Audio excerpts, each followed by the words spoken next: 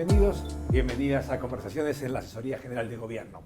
Hoy nos visita nuevamente Natalia Salvo. Gracias, Natalia, por venir. A ustedes. Recuerdo que Natalia es abogada, especialista en Derecho Laboral, docente universitaria, divulgadora jurídica y activista militante por los derechos laborales y sociales, presidenta de la Corriente 7 de Julio del Colegio de Abogados Laboralistas. La verdad que más que nunca viene a cuento la idea de presentar el derecho como una cuestión impoluta de laboratorio o una realidad social que se mueve y se ensucia en el mejor sentido de las cosas en el barro de la historia. Todo esto también hace referencia a algunas ideas, me parecen muy señeras y muy útiles, que presentaste en tu libro recientemente publicado, que tiene un título por lo menos provocativo, ¿no? Así es. ¿Quién le crea la justicia? Y un subtítulo no menos provocativo, la lucha por el derecho. Así es. De vuelta, muchas gracias por venir, Natalia. No, por favor, Horacio, muchas gracias a ustedes. Bueno, efectivamente, la verdad que es un libro que se puede decir que condensa una de mis grandes obsesiones, que tiene que ver con la pérdida de credibilidad, por un lado, del Estado, de lo público, de lo político, y a nivel especie, ¿no?, de género especie, la pérdida de credibilidad en el Poder Judicial, como poder constituido del Estado donde se dirimen conflictos, y como en el derecho como intermediario de la resolución de los conflictos entre las personas y también con el Estado, ¿no?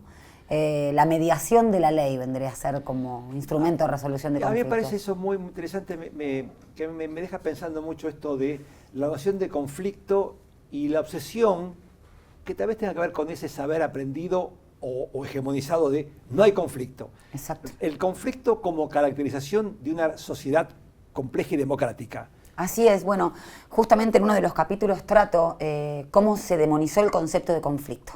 Parece que vivimos en sociedades consensuadas, bueno, es el inicio un poco del contractualismo, que el Estado de algún modo surge por un consenso, si se quiere, que no tiene ningún tipo de anclaje en la historia, no conocemos cuándo sucedió ese consenso. Pero también digo con la demonización del conflicto, porque parece ser que el conflicto es una mala palabra. Y lejos de ser una mala palabra, es la motorización de los distintos intereses sectoriales, digamos, ¿no? De los distintos sectores, aunque sea una mayoría de ese sector, que sean sectores vulnerables, trabajadores, personas mayores, mujeres y disidencias. Y sin conflicto, con la invisibilización del conflicto, lo que existe es una perpetuación de una desigualdad estructural. Y eso es un poco la obsesión. Las desigualdades... Un totalitarismo. Exacto, y además se niega, al negar el conflicto, que es, diría, la inexistencia de conflicto es inhumano. Hay conflictos en los vínculos interpersonales porque creemos que a gran escala y en una sociedad no existe el conflicto.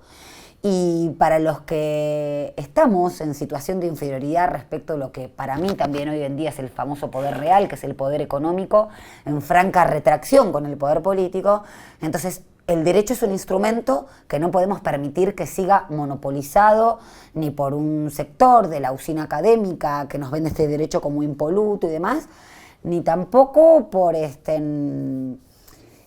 cierto sector del poder real que necesita la regulación, porque también hay otra cosa, se supone que ese poder real no necesita el derecho ni necesita el Estado, sí efectivamente que lo necesita, y las normas que surgieron o en los totalitarismos o en las dictaduras o en momentos de gobiernos de claro corte neoliberal no son desreguladores, y lo tenemos como prueba palmaria lo que fue la primera expresión de la ley de bases que no llegó a sanción, y la ley de bases actual o el decreto de necesidad de urgencia 70/23. Antes de continuar con eso, me quedo con algo que te referías a la justicia, mejor dicho, al sistema jurisdiccional, poder judicial, sistema de servicio de justicia, claro. Todo es muy complicado, pero digamos como intermediación, como garantía de que existe un conflicto y alguien con cierta imparcialidad, dentro de lo que la subjetividad humana permita, lo puede hacer.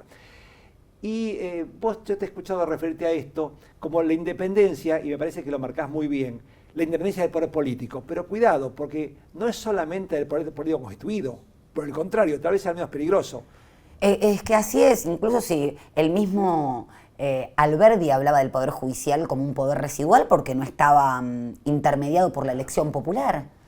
Entonces, si efectivamente nos vamos a remitir a aquel Estado liberal de derecho que como toda conformación de una nación necesita una constitución, necesita una ley. Por algo la Constitución es de 1853 y tiene su primer reforma con la incorporación de Buenos Aires en 1859, pero digo, esta noción de Estado se consiguió, si se quiere, cuando el paradigma productivo capitalista, digámoslo con todas las letras, no había producido ni siquiera o no había sido el factotum del Estado social de derecho. Porque las desigualdades estructurales que provocó este liberalismo a nivel económico, político también y sobre todo estadual, bueno, trajo como consecuencias a nivel mundial.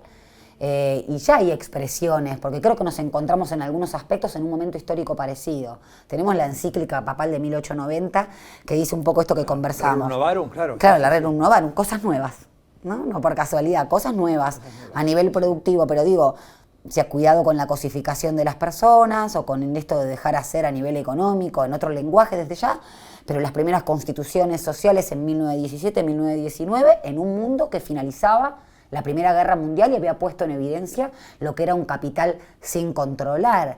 Entonces, eso fue avanzando, la crisis del Estado social de derecho con las usinas académicas, está bien, que propugnaban dos axiomas muy grandes, ¿no? El Estado grande no sirve, que sigue hoy a nuestros días, y los salarios son el costo de la inflación. Y como yo siempre digo, como abogada laboralista, la remuneración es el acceso, es la puerta al sexo, al goce de otros derechos. Claro. Los que no tuvimos la precaución de nacer en una familia rica, para poner un poco de humor, tenemos nuestro instrumento, que es nuestro trabajo. Y la contraprestación en términos jurídicos también, por eso siempre salgo a defender, en definitiva, el Estado y lo jurídico, es la remuneración. Claro. Entonces, la degradación que hubo en términos económicos de los salarios, de las jubilaciones, de la presencia del Estado, hace que hoy en día el que ponga en amenaza el Estado de Derecho sea el poder económico. Y por algo en las últimas reformas que se intentaron hacer o de las competencias, de la lamentada reforma judicial en 2020, 2021, hubo tanto poder de lobby para que se sacara la independencia del poder económico. Había un artículo, y no es ni más ni menos, están los principios de Bangalore que rigen a la judicatura, y no dice ni más ni menos que lo básico en ese aspecto. Un juez tiene que ser, o incluso y parecer. Y esto creo que tiene que ver con la función y la credibilidad.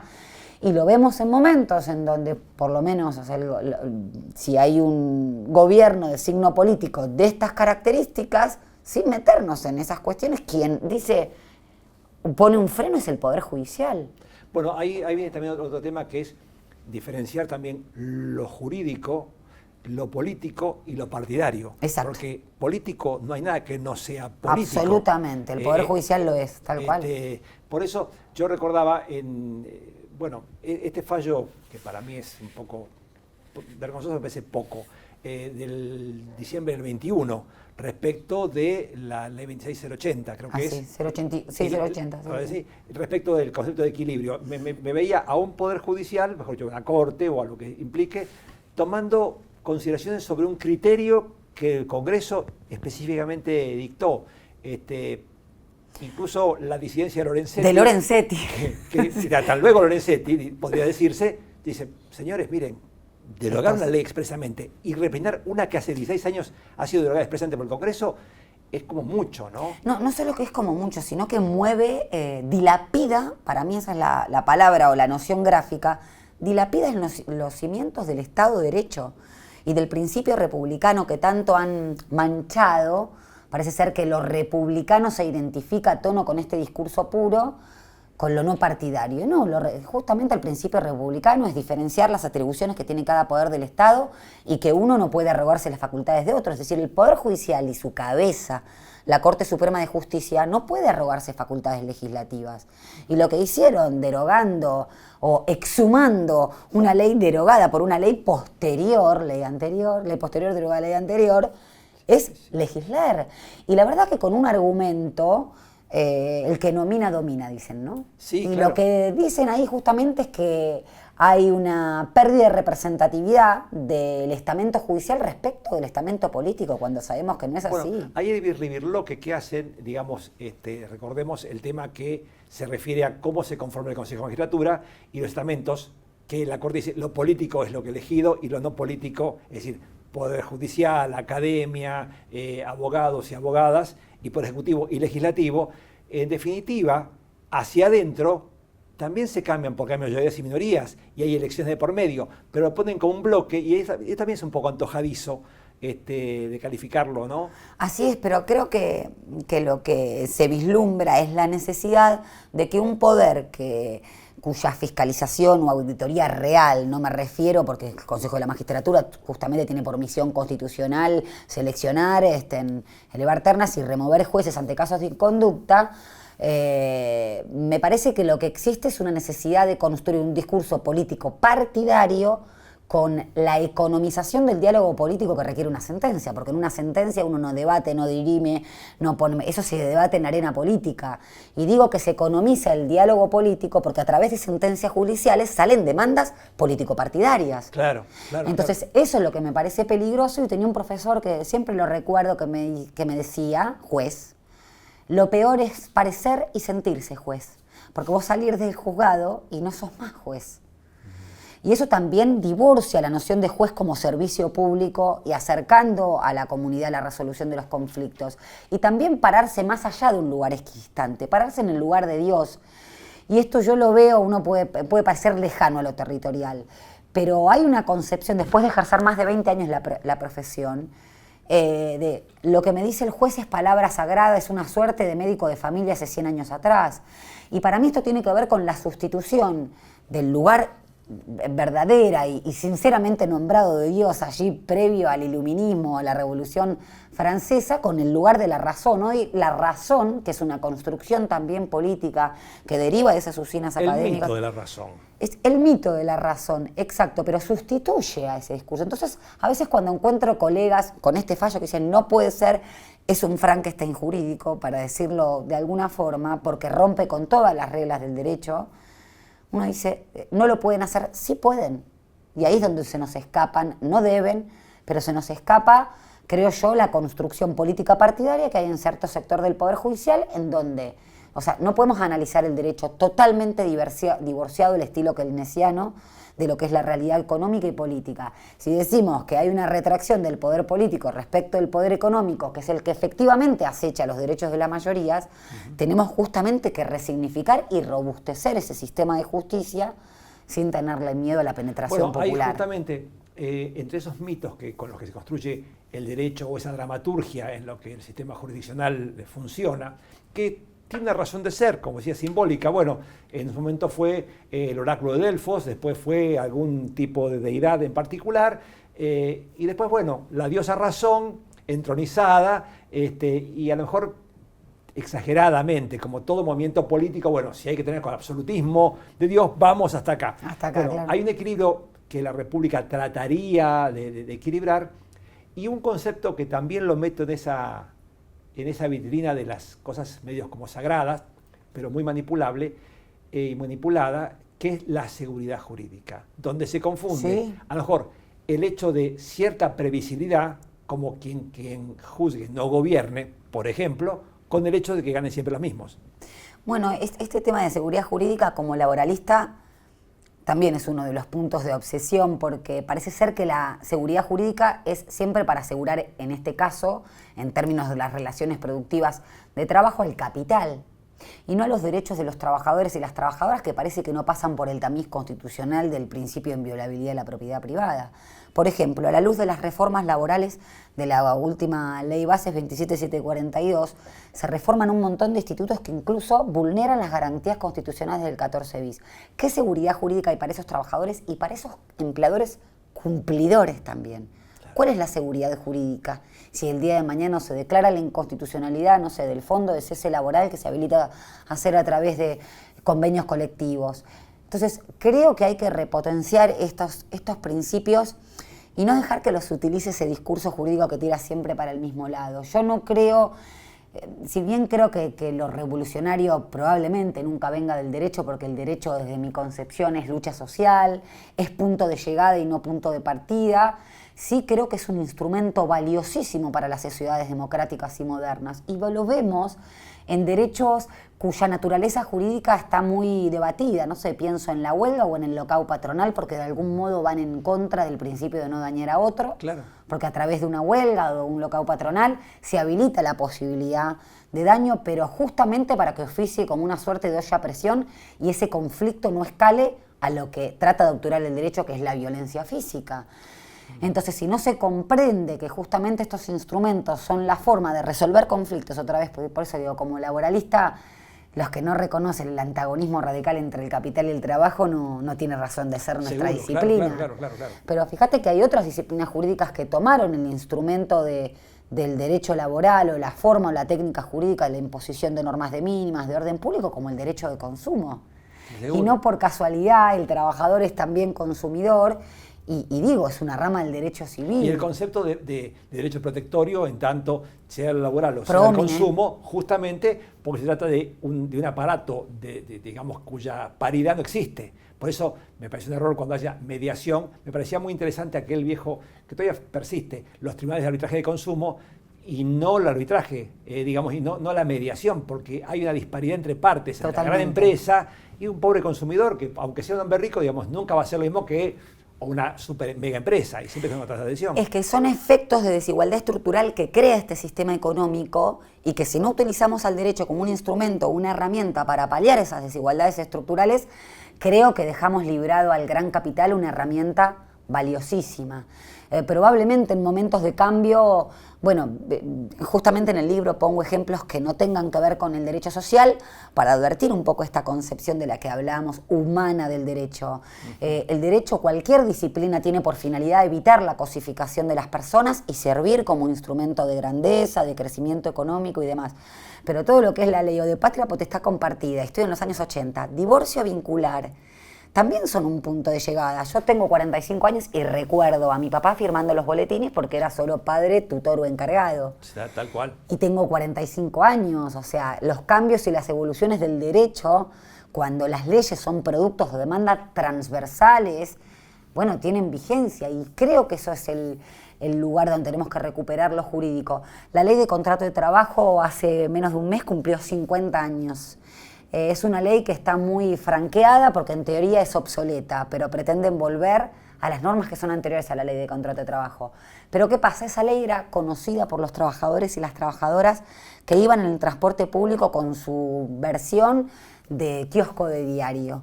Hoy en día es esto, creo que lo que nos está pasando, el desconocimiento de los derechos que nos asisten y la lucha por esos derechos, porque justamente lo que dice Bongerín es hecho, ¿no? Están siempre amenazados los derechos. Por eso me gustó mucho el texto, porque es instrucción cívica, con mayúsculas, como la concibió con todas sus diferencias Joaquín B. González. Claro que sí. Escribió ese manual extraordinario para el secundario de su hijo. Claro que sí. Pero me parece que hay también que poner en crisis una visión de la abogacía en su conjunto, una visión de las universidades, que con mejor o peores intenciones tienden más a la abogacía como si fuera un instrumento para hacer y ganar juicios. Así es. Y desasirlo de la, digamos, de su forma primigenia, que es el pretor peregrino, del conflicto privado que va generando el descuento público.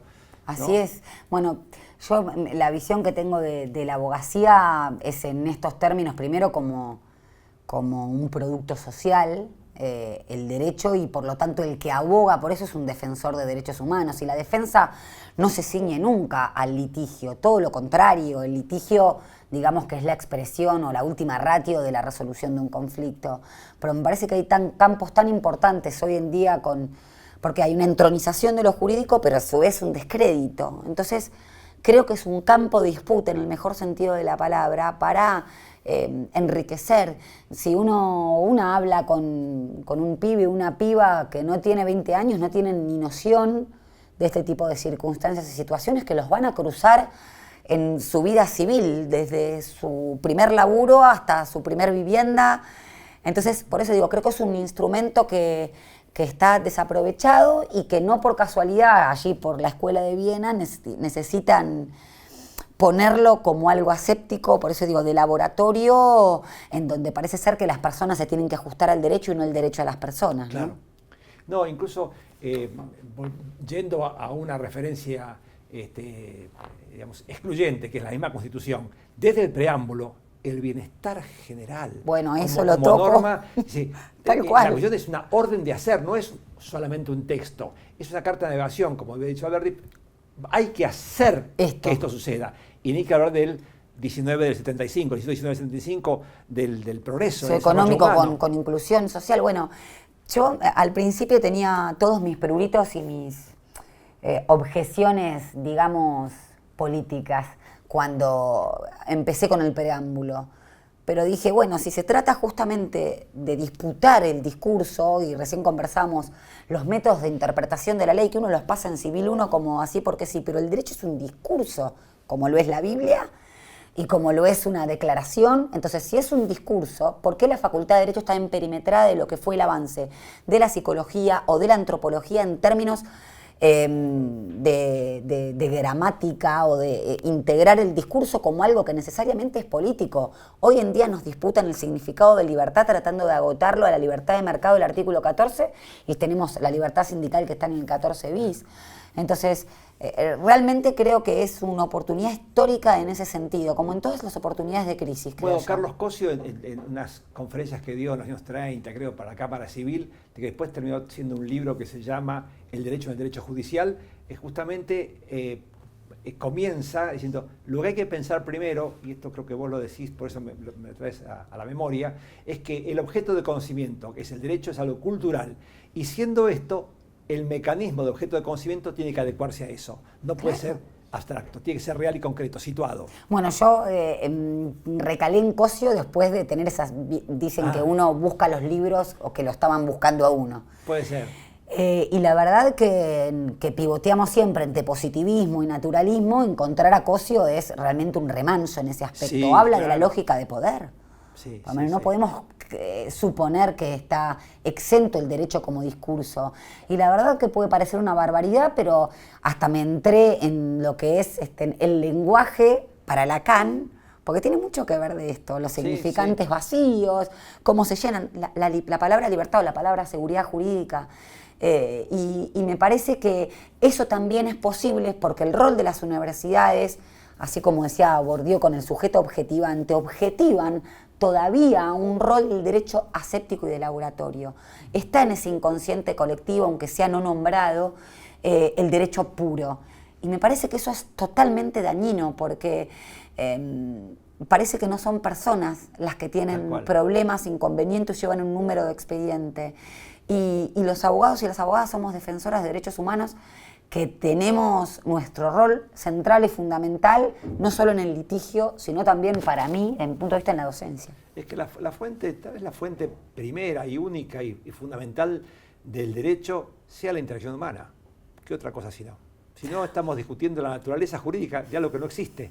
Claro, y también en una concepción de la sociedad al estilo de Robinson Crusoe, porque se habla del sujeto del derecho como alguien aislado que no está cruzado por ningún tipo de interacción, ni por los factores de poder. Entonces, ¿a quién le estamos destinando las teorías acerca del derecho y el derecho en sí mismo? No sé si a vos, cómo te sentís, presumo cómo te sentirás, cuando la Corte, por tener esta Corte y las últimas 50 Cortes, digamos, para no hacer una separación específica, una conducta inveterada de fundamentar sus discursos con la autolegitimación de que ya lo dijo antes, cuando dijo blanco, verde, amarillo, azul, verde, marrón, vuelve a decir marrón, verde, azul, amarillo, pero ya lo dijo antes. Bueno, así es, a mí me produce, eso es una de las cuestiones por las cuales empecé a estudiar un poco más de teoría del derecho. Y tenía un profesor que decía que la pirámide kelseniana, es decir, la Constitución Nacional que en teoría fundaba o legitimaba las otras normas de jerarquía inferior, tenía la norma fundamental en Kensel, que era una norma esquizofrénica, decía él, porque estaba por fuera del sistema. Entonces él decía, ese es el rol del pueblo, que le dice o significa el derecho, no es de arriba para abajo, se parece mucho al valor de Dios, sino de abajo para arriba. Sí. Y la verdad que fue lo que me hizo incursionar y decir, a ver, esto es de una determinada forma, pero hay que cambiar la cosmovisión de lo que eso implica. Y entonces las normas van a cobrar otro significado o no significado, nadie dice que sea por fuera totalmente de la construcción jurídica que se viene haciendo, pero sí que no tenga ese lugar divino. Bueno, pero la misma legislación civil dice, el juez no puede dejar de juzgar, decía originalmente, bajo oscuridad. Entonces, ese concepto de código como mágico, como omnicomprensivo, te está diciendo, ojo, lo que no está acá, búsquelo afuera.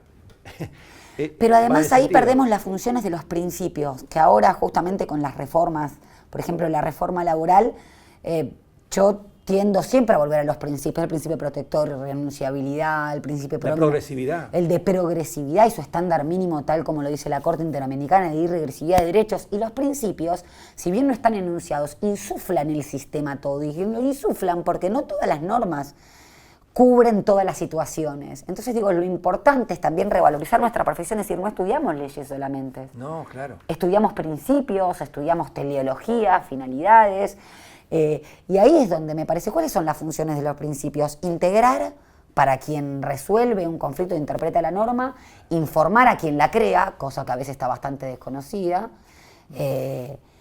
integradora, informadora, bueno, todas las funciones de los principios. Y eso creo que es lo que yo que hay que desempolvar. Esos instrumentos, si no, terminamos estudiando con las categorías conceptuales de quienes quieren un derecho para la oratoria. Claro, un discurso de poder, un saber tasado, digamos, bueno, el que sabe claro. es la academia. Yo soy la academia, esta es la verdad. Exacto. Se parece un poco a Dios. Claro, sí. Dios en la tierra. O yo traigo este ejemplo de, lo digo también como creyente, pero rige nuestro foro interno, no rige nuestras conductas. Eso es personal, claro. Eso es personal, pero digo, ¿quién es el último intérprete de la Biblia en la tierra? ¿El Papa? Bueno, es un texto. ¿Quién es el último intérprete de la Constitución Nacional en nuestro país? La Corte. ¿Y dónde está la penetración popular ahí? Creo que es un giro copernicano en la forma de ver el Poder Judicial del Estado, pero a veces cuando dicen, bueno, pero he discutido hasta por qué los jueces tienen que ser abogados y abogadas. Es un tema. Yo me acuerdo que cuando hace algunos años bueno, cada tanto viene el tema de los juicios por jurados, de todo eso. Claro. ¿Debe ser lego o no lego? ¿Y por qué el juez sí, el jurado no? ¿Por qué un diputado punto interesante que integra la Comisión de Salud en la Cámara de Diputados de la Nación o provincial no tiene que ser médico? Porque tiene sus asesores. ¿Por qué los jueces tienen que ser sí o sí abogados? Pueden tener sus asesores. De hecho, hace muchas décadas estaban los jueces legos. Claro. Hay una película de Enrique Muiño, que se llama Por ellos todos, creo que es el 40 o qué sé yo. No, pero yo lo escuché a Enrique Muiño de la boca de mi familia mucho, como gran actor. Y creo que era un personaje así como los jueces de paz, que hubo unos que eran jueces legos, que de alguna manera me parece, no quiero inventar demasiado, que si cuando se fue discutiendo cíclicamente los juzgados de menor cuantía, medio venía por esa idea de alguien, digamos, del barrio, de la circunstancia, de la ciudad, podía ser un árbitro de eso. En teoría, lo que se alega, y yo escucho, porque hay que escuchar, ¿no? Siempre, es la discrecionalidad, por un lado, y la arbitrariedad que puede tener, y la falta de conocimiento. ¿Por qué ese temor? Si la discrecionalidad, acabas de mencionar un fallo escandaloso de la Corte, existe siempre, y la falta de conocimiento tiene que ver con la posibilidad incluso de que sea un tribunal interdisciplinario, como son las cuestiones. O sea, un hecho es económico, jurídico, social, antropológico, según la perspectiva con la que se esté mirando. Tal cual. Entonces, yo realmente he tenido alumnos de cuarto año de Derecho que me preguntaban, por ejemplo, si para hacer una reforma judicial feminista había que cambiar la Constitución. Se desconocen incluso hasta los tratados que están incorporados o los convenios que tienen jerarquía infraconstitucional y supralegal. Cuarto año de Derecho. Entonces digo, acá hay algo que no está funcionando. Creo que tiene que ver con la base, con la concepción del derecho y con la crisis desde ya de todo, desde mi punto de vista, todo lo que tenga que ver con lo público, con lo colectivo, con la construcción colectiva. Y vaya si el derecho no es una construcción colectiva. Sí, parecería que uno debería referirse como norte a una visión humanista. Claro. ¿No? Tal vez esa podría ser una síntesis. Y bueno, esto de, yo creo que este sistema cosifica a las personas y personifica las cosas. Y lo digo cosas en términos jurídicos, como objeto material con valor, susceptible de apreciación pecuniaria, como nos enseñaban en derechos reales. Y porque uno habla del principio pro homine, de justicia social, hablando de todos principios constitucionales. Y lo veo también con la reticencia. Lo que aparece siempre explícita o implícitamente es, no es viable.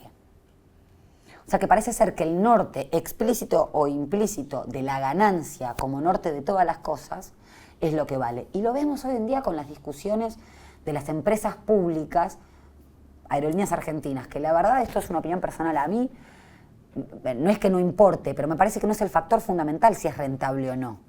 Porque son empresas que tienen por finalidad satisfacer derechos que tienen que ver con la federalidad, con el crecimiento económico federal, con justicia social. Entonces, no podemos medir, mensurar y apreciar todos de la lógica de rentabilidad y ganancia del capital. Por eso es utópico, es inviable. ¿Inviable en qué términos? Y lo digo para quien puede sospechar, bueno, pero eso puede hacer a nivel económico. La exención de ganancias de los jueces representan un 2.51% del PBI, mientras que el aumento a jubilados y a jubiladas representaban un 0,44%.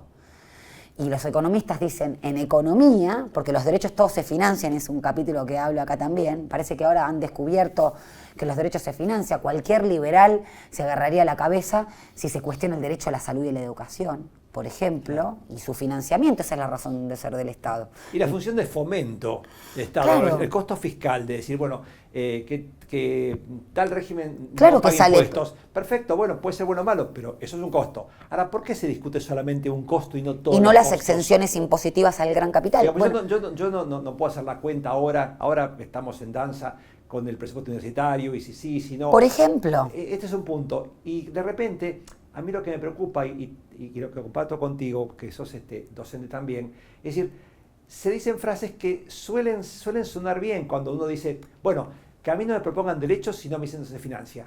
Bueno, pero a lo mejor el Congreso puede decir, el presupuesto, esto mejor hacerlo de esta manera o no lo hagas así. Y el que gobierna es el Ejecutivo. Bueno, entonces saco de acá y pongo de acá. Vos decidís, a esto no toco y toco acá. El Congreso dice, pero además las leyes no toques acá. Tienen su impacto en el PBI, como la han tenido, pasan por la Comisión de Presupuesto. Entonces, me parece que ese es un error, caer en el financiamiento. Por supuesto que se discutirá el financiamiento, pero fíjate que siempre el discurso empieza por si está auditado o no está auditado. Salió una entrevista hace poco en materia universitaria en donde el Ministerio de Capital Humano, no por casualidad se llama Capital Humano, ¿no? Hablando de cosificación, tiene mensualmente 12 informes acerca de a dónde está destinado, o sea, todo lo público tiene un organismo de control. Después si funciona mejor, peor. Puede ser malo, puede ser bueno, pero... Pero no podemos discutir la existencia de un derecho en función de eso. Y después el discurso de la fragmentación, porque la construcción de lo colectivo y la subjetividad van de la mano de la pérdida de lo público, de lo colectivo, de la política.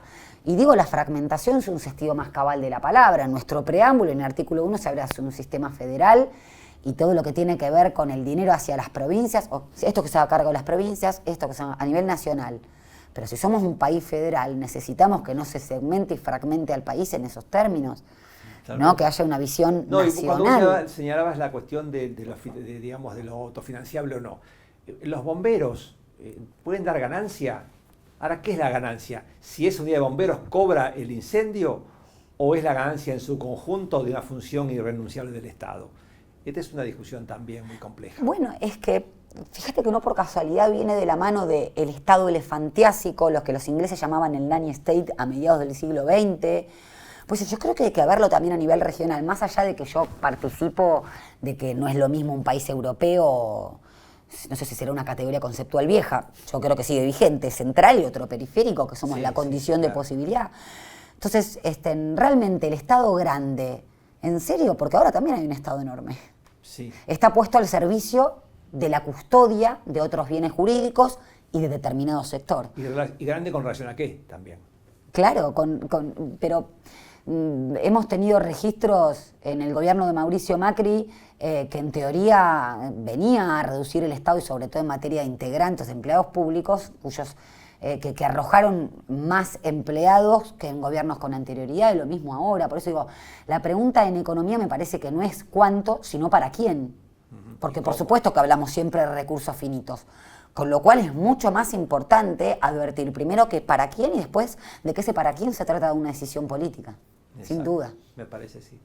Bueno, Natalia, no sé si quieres agregar alguna cosita más, yo no quiero usar el tiempo porque sé que estás yendo de un lado para el otro, pero... No, muchas gracias porque más allá de que, bueno, estoy hablando con un colega, creo que advertís como docente universitario la necesidad de hablar de estos temas para forjar un poquito de cultura cívica, tal como decías vos. Así que creo que me interpretaste perfectamente. Muchas gracias y, bueno, a disposición. Muchas gracias por el libro. Gracias. No, por favor.